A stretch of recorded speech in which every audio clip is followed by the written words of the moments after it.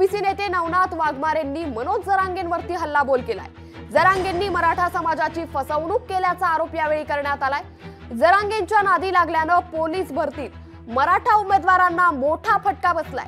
मनोज जरांगेंच्या पाठीशी समाज राहिला नाही असं वक्तव्य आता ओबीसी नेते नवनाथ वाघमारे यांनी केलंय।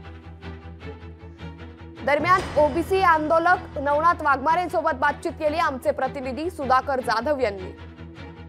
विधानसभेला 288 जागेवर मनोज जरांगे हे उमेदवार देणार असल्याचं जरांगे यांनी म्हटलं आहे आणि स्वतः एकला चलो रेचा नारा देखील जरांगेने दिला आहे। आपल्यासोबत बोलण्यासाठी ओबीसी आंदोलक नवनाथ वाघमारे आहेत। कसं पाहता वाघमारेजी, आता जरांगे यांनी एकला चलो रेचा नारा दिला आहे, 288 जागावर ते जे आहेत ते निवडणूक लढवणार आहेत। एकतर जरांगेच्या एकला चलोच्या नाऱ्याला आणि 288 लढण्याला आमच्या पूर्वीपासूनच शुभेच्छा आहेत, परंतु जरांगेमध्ये दम नाही। जरांगे जे बोलतात कुठेतरी स्क्रिप्टेड बोलतात, कोणीतरी कोणाच्या तरी सांगण्यावरून बोलतात, म्हणजे सरकारवर दबाव आणायचा। परंतु या राज्य सरकारला सुद्धा माहिती झाले की जरांगेमध्ये आता जरांगेच्या पाठीशी समाज राहिलेला नाही, कारण की जरांगेने वारंवार मराठा समाजाची फसवणूक करण्याचं काम केलंय। नुकत्याच झालेल्या पोलीस भरतीमध्ये सुद्धा मराठा समाज बांधवांचं जरांगेच्या नादी लागून मोठं नुकसान झालंय। त्यामुळे जरांगेच्या आता मराठा समाजाला सुद्धा माझी विनंती आहे की जरांगेच्या नादी लागू नये।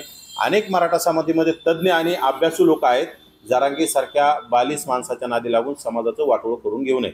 मी यापूर्वी सुद्धा सांगितलं की मला आज माझ्या मतदारसंघामधून माझ्या सर्व ओबीसी बांधवांची मी उभा राहण्यासाठी इच्छा आहे, परंतु मला राज्यभर फिरायचं आहे आणि राज्यभर ज्या ज्या मराठा असतील किंवा अनेक समाजातील विविध समाजातील आमदारांनी ओबीसींच्या विरोधात भूमिका घेतली, त्यांच्या मतदारसंघात आपल्याला विरोधात सभा घ्यायच्यात आणि तिथं ओबीसींचे नवीन शिलेदार निवडून आणण्यासाठी काम करायचे। म्हणून मी स्वतः घनसंगीतून उभा राहणार नाही। आमचा कोणीतरी एखादा ओबीसींचा आम्ही बांधव सर्व मिळून सर्वांच्या विचाराने आम्ही सर्वांच्या मदतीने सर्व आम्ही एक उमेदवार देऊन निवडून आणण्यासाठी आम्ही प्रयत्न करणार आहोत।